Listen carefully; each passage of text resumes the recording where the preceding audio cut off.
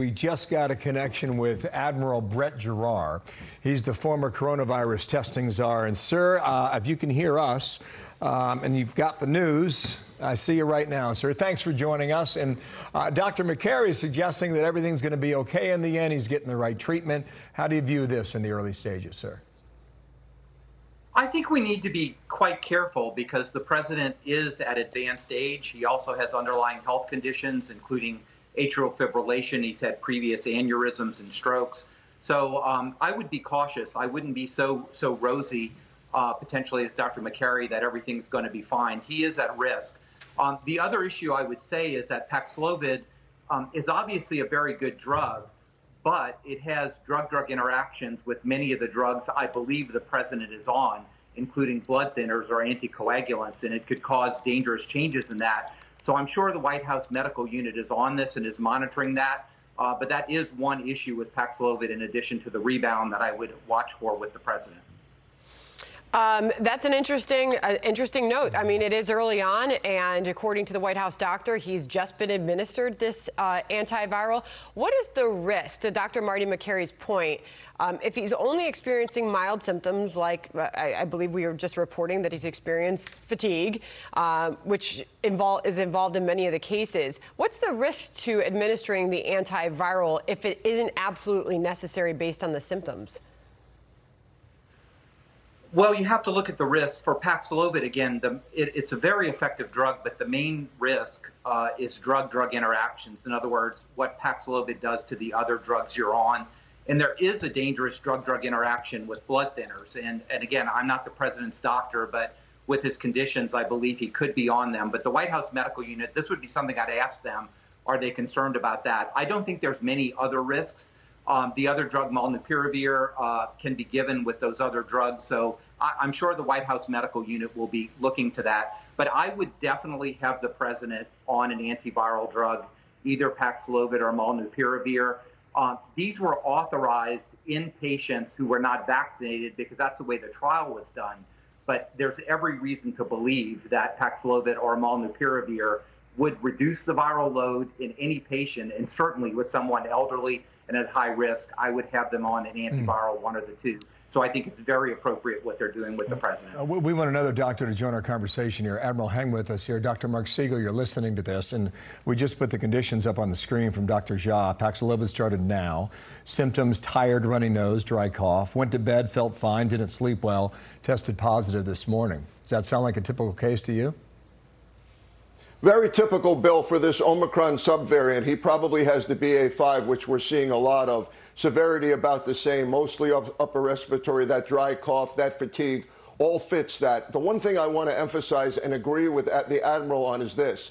79 years old with heart disease, atrial fibrillation. He may have mild symptoms, but that can turn into more severe symptoms later on.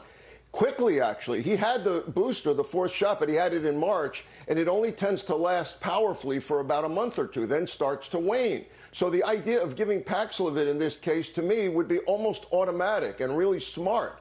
And in terms of Paxlovid rebound is concerned, there's no reason to believe at this point that the drug is causing that. It may actually be the virus coming back. So in some cases, and Dr. Fauci had this, you give a second round of Paxlovid. I've been giving that to a lot of patients.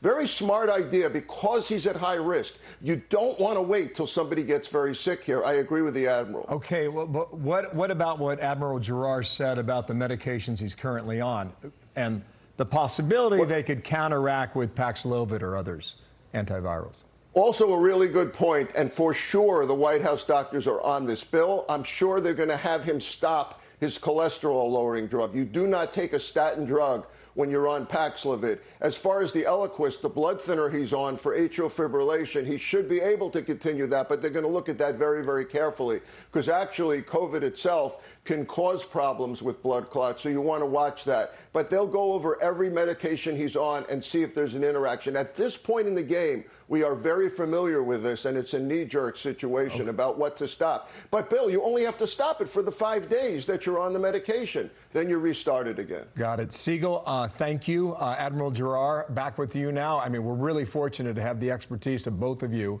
right now. And Admiral, I just wonder, 2.5 years down the road here, we've come a long way. When you think about the reaction now as compared to, wow, the dark days of March 2020. Well, it's remarkable the tools we have. The virus has been very formidable. We know the different variants that are evading the immune system. But look, the vaccines do help protect the president. It doesn't protect very well against getting the virus, but it does provide some protection against hospitalization and deaths. Testing is ubiquitous. I just looked this morning. There are about 800 million tests available this month in the United States based on the work we did in the Trump administration. Home tests, rapid tests, molecular tests, they're all there. And very importantly, and something I think that we've underemphasized, is the treatments. Paxlovid and molnupiravir are both highly effective. And when we get to a point where we are now, even though you've been vaccinated and even though you could be tested, people at risk need to be treated with antivirals. So we have enormous weapons right now that have been developed against this virus. It's still an ongoing battle, but I think the president epitomizes and is an example of everything we should be doing, monitoring symptoms, testing, and getting those at risk treated. Dr. Giroir, going back to your initial word of caution that this is still early on. He just began the antiviral. He's very early on in symptoms, it appears, just experiencing them for the first time this morning. The White House doctor saying he went to bed last night feeling fine, tested positive this morning after those mild symptoms. Based on all of that, what would your recommendation be for someone of his age and risk category? Because the White House is saying that he's going to continue working in full capacity, participating in meetings, Zoom meetings. He is not going to back off, the White House says, any of his daily obligations as the President of the United States. Would you recommend more rest for someone of his age and risk category? So let me first say I have the highest respect for the White House medical unit. We work with them on a daily basis, supplying tests and understanding protocols and working with President Trump. As Jerome Adams says, we're different, but we work together. I would just be very careful with the president.